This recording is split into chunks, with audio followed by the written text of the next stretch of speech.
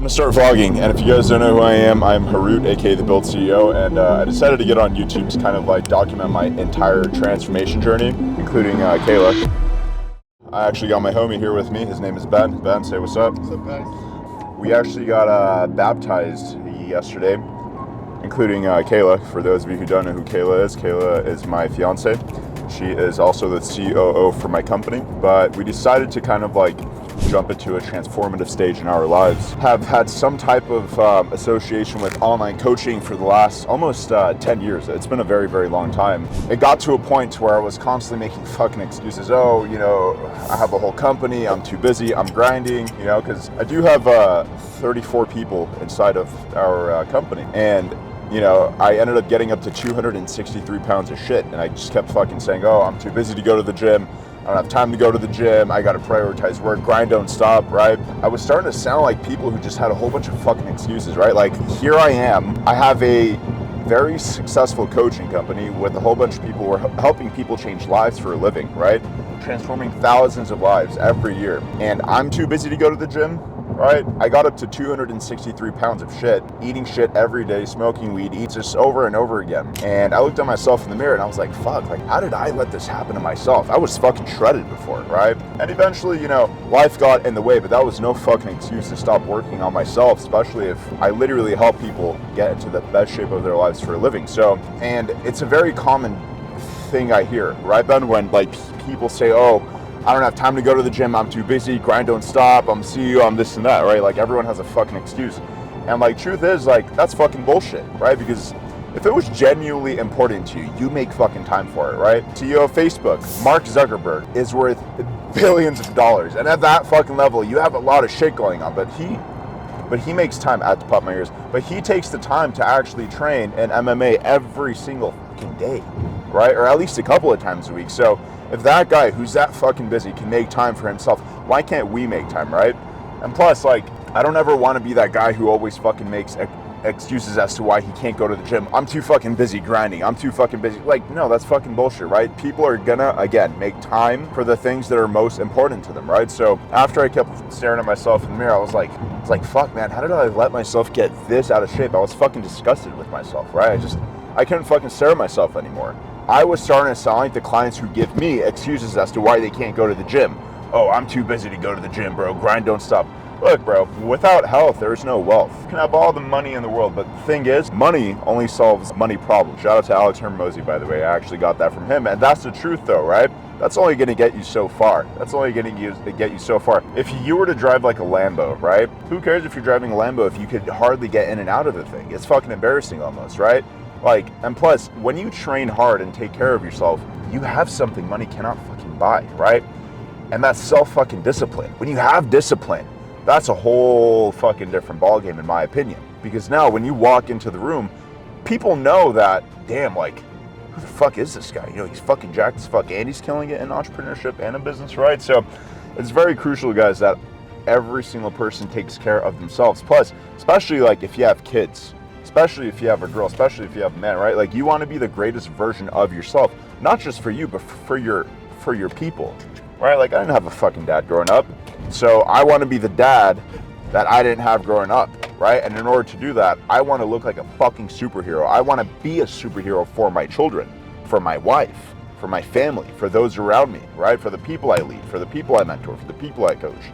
I can't do that if I can't fucking stare at myself in the mirror and say, damn, you're fucking killing it, bro. So essentially, guys, this is going to be my first vlog with Ben. Kayla's doing her lashes, I think. That's why Kayla isn't here. But what are we going to hit today, bro? Back and buys. Back and buys, he said it. So after this, I'm just going to jump into the training session, get a juicy pump, call it a day, and go from there. Enjoy, guys.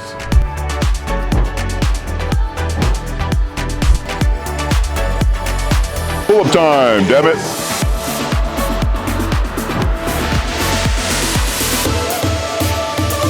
I hate pull-ups, but you gotta do the exercises you hate. If it was up to me, I'd just do chest every day, 24/7. All right, we just finished the fucking workout. I did arms, but I didn't film arms, that's fine. So this is currently me. I got up to 263 pounds. Now I'm I'm probably like 223, but essentially it's crazy how I allowed myself to even get this out of shape, right? I was eating shit every single day. I wasn't taking care of myself. Now I'm starting to get my physique back. I'm nowhere near my old physique, right? I'm gonna post it on the screen somewhere, but I'm gonna get there again and twice as good this time. Guys, like, I was that fucking CEO, right? I was fucking making every excuse in the book. Oh, I'm too fucking busy to go to the gym. Oh, I don't have time. Oh, I have a whole company. I gotta take care of other people. Grind don't stop, bro. But truth is, that's fucking bullshit. I was just getting very fucking comfortable, very fucking lazy, and I was prioritizing shit that was not as important as my health. It's not just about making fucking money, man. It really isn't. It's not just about fucking making money, all right? Money only solves money problems, just like I said earlier. Essentially, if you don't take care of your health, if you don't take care of your physique, if you can't look at yourself in the fucking mirror and say, that guy fucking works hard physically, right? If you can't look at yourself in the mirror and realize you have something that money cannot fucking buy, right? You're not giving life your 110%. Because who cares if you become a billionaire even? If you become a billionaire, but you're fat as fuck and you're not taking care of yourself, you don't prioritize your health, you only prioritize your finances, guess what? All that shit doesn't fucking matter, because God forbid, if something happens to your health and you're in that fucking hospital bed due to you not taking care of yourself, none of that shit's gonna fucking matter, right? So guys, health is wealth. Do something about it. And if you're lost or confused, hit me up. I fucking got you guys. Again, I'm fucking 40 something pounds down. This is nowhere near my elite physique, by the way. But once I get there again, you guys are gonna see the transformation. And guess what? I'm still fucking putting in 8 to 10 hours a day sometimes at work, right? I'm still grinding it. I'm still helping 34 people within the company. I'm still doing calls myself. I'm still helping my clients on the side, my mentorship clients, my fitness clients. So what's the difference between me and you? There's no fucking difference at all, right? The difference is, here's the fucking difference. I looked at myself in the mirror just like this, and I wasn't fucking happy with what the fuck I saw, right? I'm staring at this guy and I'm not fucking recognizing him. It fucking blew my mind. Reality hit me when I realized I help people for a living. I help them get into the best shape of their fucking lives, and I look like complete garbage. Smoking weed, eating shit, not prioritizing my health. Guys, excuses or results. You can't have both, you know what I'm saying? So every man on earth should aspire to be the best fucking version of themselves. Take your time with it. You know, understand it's gonna be a journey. It's not gonna be fucking easy, right? But you being out of shape is not easy either.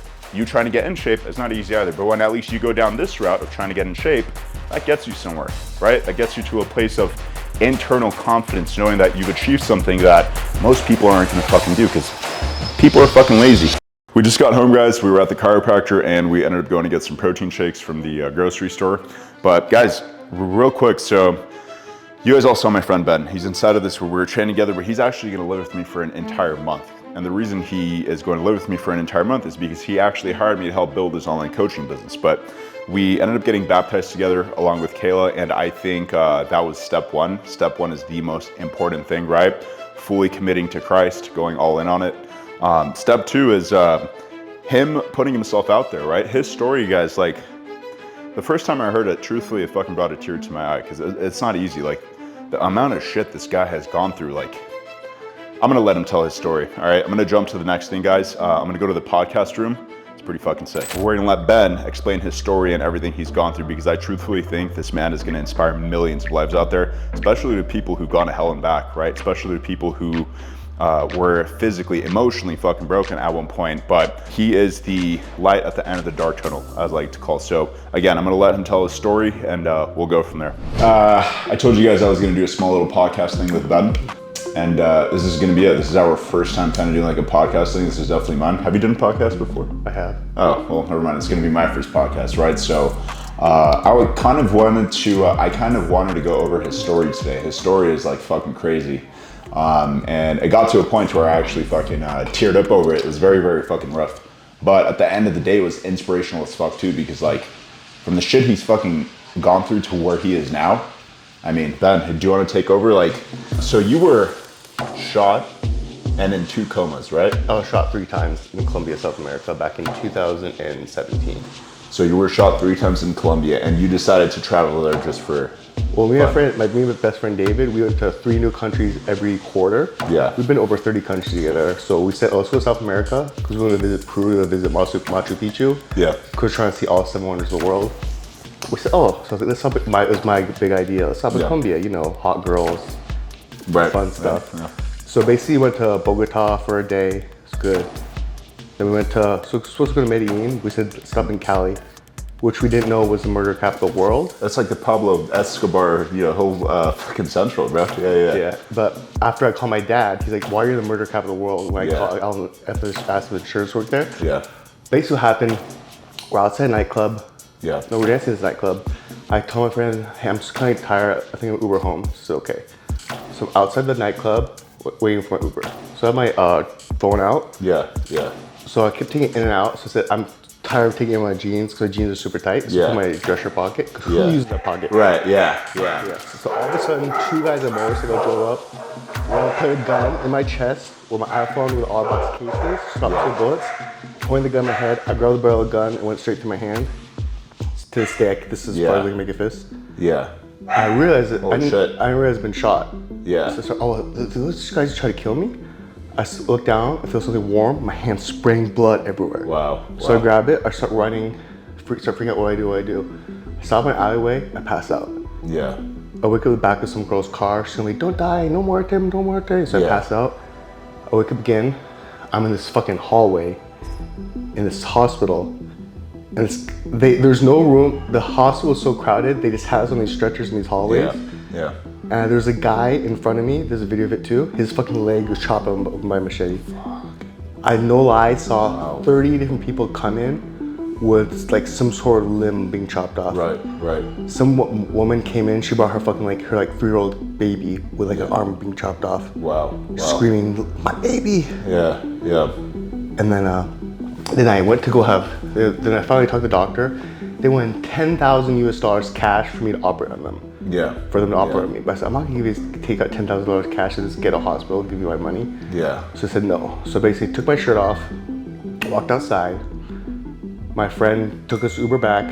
We booked a flight to Miami to California back to Seattle. Yeah. And I went there and my dad got me the best hand surgeon. Yeah. And they said, okay, Ben, blah, blah, blah. We're gonna put you to sleep now. This will be way better than your trip to Colombia. Yeah. Put me to sleep. 3 weeks later, out of a coma. So you went into a coma during the surgery? Yeah. After they had... Because I was allergic to anesthesia. Wow. And you didn't know that prior? Because even, I'd never been put to sleep ever. Even I got my wisdom teeth removed, I was still awake the whole time. So now I know it's called malignant hypothermia, meaning I'm allergic to almost any anesthesia. Yeah. Okay, so just a quick recap. You ended up going to Colombia with a friend, and you were at the club and you decided, hey, I'm kind of tired, I want to get out of the club, and you go stand outside and you just happen to put your phone inside of this pocket right here, which people don't ever use that pocket, right, ever, but just coincidentally. So they shot your phone and they shot your hand. And you didn't get shot anywhere else except your hand technically because your phone had blocked the bullet, right? iPhone with an OtterBox case. Wow. Shout out to the OtterBox case. Bro, they should give you a sponsorship for that. I already sent an email. I sent them an Apple email, but they said it's too violent for them to run as a story. You know what's like crazy, bro? Like the fact that you had enough, like you were competent enough to like escape and run away, right? Like that I think is like the most important thing ever. You ran, and like for that girl to find you in the alleyway bleeding out and to put you in the back of her car, right? And then take you to the hospital, like that. So it was in the alleyway, right? What are the odds of someone finding you in a dark alleyway, right? And like picking up very, very small. So, okay, and then obviously you end up going there and they asked for 10 grand. So you basically just wrapped your hand and kept it like that until you came back to the States? Well, I wrapped it there. Yeah. And I got on the plane to Miami. I landed in the US. They thought I was like smuggling drugs in there. They interrogated me for like 4 or 5 hours. Yeah, while your hand is shot. Yeah. And they can't see that your hand's shot. Well, they saw I had a shitty bandage, but they, at the police or the TSA, they wrapped my hand a lot better than the fucking doctors. All right, good. I mean, I think doctors did. Yeah, well, you know what, bro? That is one hell of a story. Okay, so now you're in the coma and you get up 3 weeks later. What was the first reaction you had when you woke up in that hospital bed? Well, I remember waking up, my mom was yelling at me in Korean saying, "Ben, why all these tattoos?" That's what all the these tattoos are the reason I got shot. And they found drugs in my system too, because obviously I was in Colombia. Right. But my mom started freaking out. I passed out again. Yeah. I woke up like maybe another 2 or 3 days later. My lungs had failed, so I was breathing through a ventilator. Yeah. And every 2 hours, they say, "Okay, Ben, we're gonna pull the vent out of your lungs." Yeah. try and breathe. Yeah. So So basically in and out every 2 hours for a week straight. Wow. That was probably the worst part because imagine suffocating, going back to bed, waking up, suffocating over and over again for a week straight. And then eventually your lungs came back, right? And able to breathe on your own again. Wow. So I didn't have to use a little ventilator anymore. But basically I was still bedridden for like almost a full month where I couldn't even move. Because basically my heart and my liver and almost all my organs shut down from the malignant hyperthermia. Yeah. So I was home with liver medication, kidney medication. My heart had stopped operating as well. Yeah. So I had a cardiologist visiting me every day. And then basically I just binge ate because food became my comfort. Yeah, 100%. Yeah, at that rate, that's not easy because you're still in bed, right? Yeah. And I couldn't even write anything because obviously my hand didn't work. Yeah. I had to wipe my ass with my left hand. Well, I guess the fucking nurse wiped my ass with the left hand. But I used my left hand for everything. Yeah. I was like, bro, I'm so fucking fat. Because I was a personal trainer too at the time. Like, right. Who's gonna want to train me? I'm fat as fuck. I can't even work out because my right hand doesn't work. Yeah. What's the point? Yeah. After 3 months being buried in the hospital, I finally got out of the hospital. Okay. I remember, bro, I was in my car. I was so fucking depressed. Like, what happens if I just put my foot on the gas and just drove through traffic? Wow. I was like, I'll probably feel a lot better than I am right now. I said, if I do that, I'm basically giving the second chance that Jesus gave me. Yeah. And I'm just quitting. Amen. Yeah. I'm not gonna fucking quit. So basically what I did, I wrapped resistance bands around my cast. Yeah. Did that. Started training. Yeah. And I just walked. Wow.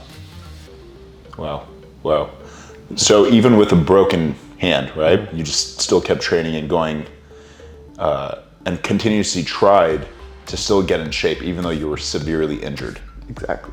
Got it. And now I know you brought up that your hand isn't fully recovered, right? It's hard to make a fist. It's impossible to make a fist. Until you eventually get surgery on it again, right? We'll have to re-break my bones and re-break the metal plate because my bone fuse around it. Well, I don't think we have to break the hand, but I mean, if we go to the doctors, I'm sure they could, like help me out with it. But bro, yeah, no, So Colombia, got shot, coma, got out of shape, got back in shape. Tell me what happens after that, because I know you had 2 comas, right? So basically, I continued being a personal trainer for 4 years after that. Then I said, I'm tired of trading my time for money in this gym. So I moved over to tech sales. Okay. My very first year of tech sales, I fucking crushed it. I was #1 in accounts closed, deals closed, literally everything. Of course you were, yeah. I still hold every record to that company to this day. Yeah. But bro, I was just going belligerent, like blowing my money, buying stupid shit, doing a fuckload of drugs. Yeah. I remember, we were at my friend's birthday party in San Diego, and then I remember my friend, we had this thing called God Mode, where we pop an Adderall and take a Xanax. Yeah. So Adderall, so you can feel energy and focus, and Xanax chill you out, because Adderall makes you fucking talk super fast and shit like that. Right. So we were doing that all day, and we were leaving we were at this bar, some bar where all the yachts are. I remember he said, one of my friends gave me 2 Xanaxes, so I popped it. I remember took an Uber all the way back home because my car had gotten towed. And then I had some girl come over, and then I forgot I had taken the Xanax. So basically, I grabbed a bottle, I chugged like half of it. Of alcohol? Yeah. Okay. And I remember later, I said, I'm tired. I fell asleep. And my friend that was staying with me, we were supposed to wake up he knew I work at 6 in the morning, so he tried to wake me up. He said, Ben, you awake? I wasn't awake, so he went in the room. He found me puking, choking on my own vomit. So he called 911, what do I do? They said, take the vomit out of his lungs. He pulled it out of my lungs, and the paramedics came, and I was out for literally like a month. Yeah. I woke up in this You were in a coma for a month. Yeah. Okay. And basically, I woke up in this rehab center, for physical and for occupational therapy. When they say you're here rehab, drug rehab, I'm not doing drugs, I'm here. Yeah. But I didn't realize they meant medical rehab. So basically, I because I was asleep for so long, basically half my brain died from lack of oxygen. Yeah. Yeah. And so when I was there, like I could like my walking was super awkward. My left foot, I had drop foot from it. So to this day, like when I walk, I kind of limp. It caused my spine, bro, my back hurts so fucking bad. Like no lie, like it feels like someone's pressing me. Like that. Yeah. And then basically, I do speech therapy and occupational therapy because like I would like stutter over my words. Yeah. And like it was hard for me to remember shit too. Yeah. I remember waking up, I was like, what month is it? What day is it? Yeah. So, okay, recap. So 4 years after your accident in Colombia, you still continuously train, and then you get a sales tech job, and you're absolutely crushing it in a sales tech job, and you're making a good amount of, a chunk of change, right? So you're like, you know what, I'm gonna go out and about, I'm gonna go party a little bit, live life, but it sounds like you partied too hard, right? I mean, that's essentially it, but because of your friend being responsible to wake you up on time for work, he basically saved your life then. Because if he hadn't cared about you having to get up on time to go to work, you and I would not be having this conversation right now. So that is a great friend. That is a great friend. And bro, like, I'm sure like going into a coma the second time. So the second you got up, what were you feeling? Were you like angry? Were you like confused? Were you? I woke up feeling so fucking lethargic because I remember I woke up in the rehab center. I was like, where am I?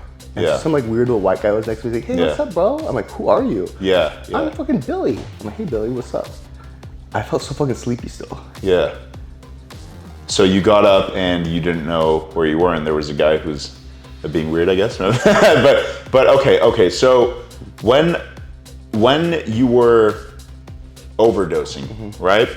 Was it a combination of a whole bunch of things, or was it just because I know you said you took a Xanax and an Adderall, and then you drank alcohol as well. So is that combination like something that could cause what happened to you? Like is that type of a combination dangerous to take, essentially? I mean, drugs in general are dangerous, but I know if you were to combine certain drugs together, it could cause like a terrible effect, right? You don't want downers of alcohol.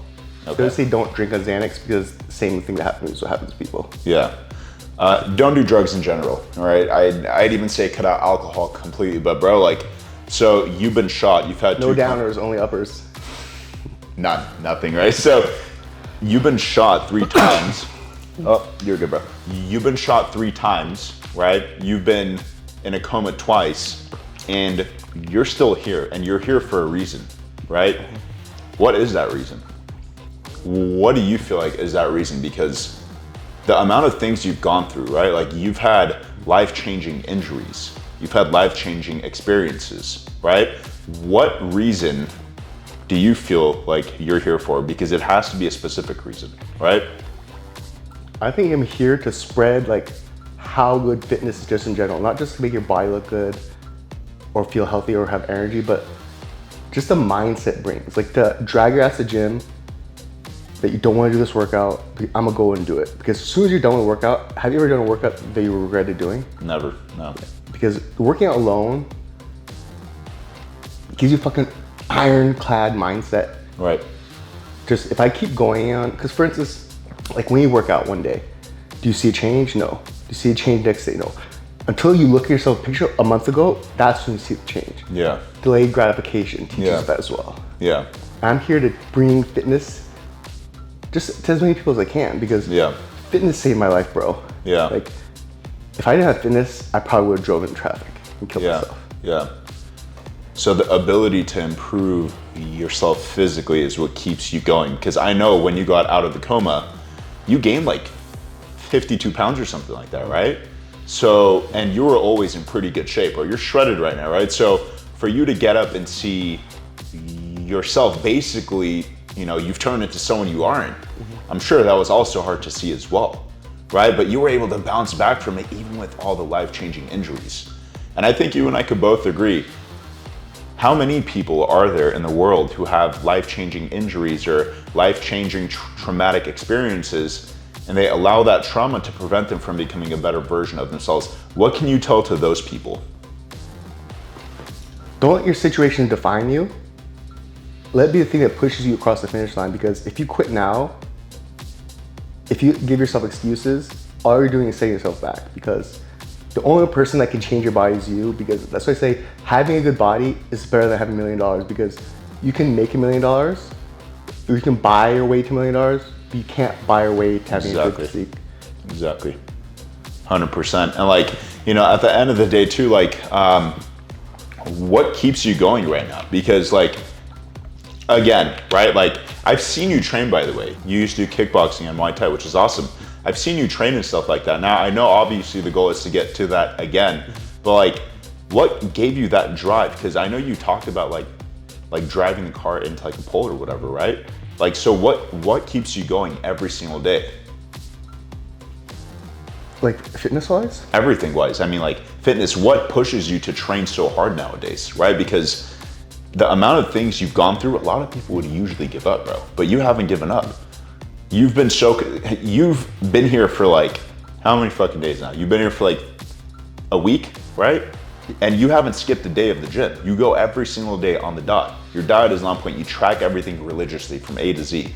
What keeps you going like that, you know? Because there has to be an end goal for it.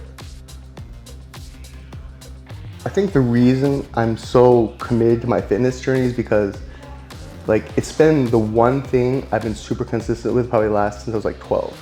Got it. I just want to maintain the consistency and persistency. Yeah. And I have all these clients that I know, like I'm the leader to them. Yeah. And if I don't do what I tell them to do, like I'd be a fucking piss poor leader. Yeah. Yeah. And like, bro, like honestly, I think you were one of the greatest coaches out there, because how many coaches can say they've overdosed, basically died twice, got shot 3 times, and you still became a better version of yourself physically, also mentally, right? You're still pushing forward. You didn't let what you went through define you. Instead, you use it as fuel to push yourself and become a better version of yourself. And I think a lot of people who've gone through severe trauma internally and externally need a coach like that, right? Because if you went through what you went through, why can't the average person get into the best shape of their lives? You're shredded, you're big, you're in shape, you take care of yourself, you're consistent, right? Again, traumatic events can usually change people, but for some reason it pushed you to become a better version of yourself. You know, so like that's actually something to be very proud of, and it's admirable as well. So I'm glad you're here, and I'm glad we have this small little podcast. There's a whole bunch of other questions I would like to ask involving everything from A to Z, but this is like a smaller version of the podcast we talked about doing. So I'm sure if this goes well, we can jump into a full podcast, start from scratch again, go over the entire story from A to Z, because there's a whole bunch of details that we definitely fucking left out, right? That I left out too, because I have a good amount of questions. So is there anything you would like to leave the audience with prior to us ending this off? Don't let your past define you, and just keep on pushing, guys. Don't fucking quit. Well, I'm sure you guys enjoyed this vlog. Like, follow, and subscribe for more. And where can we find you, bro? Benjamin_Densmore on all platforms: YouTube, TikTok, Instagram. I'll go ahead and tag you guys. I hope you guys have an awesome day.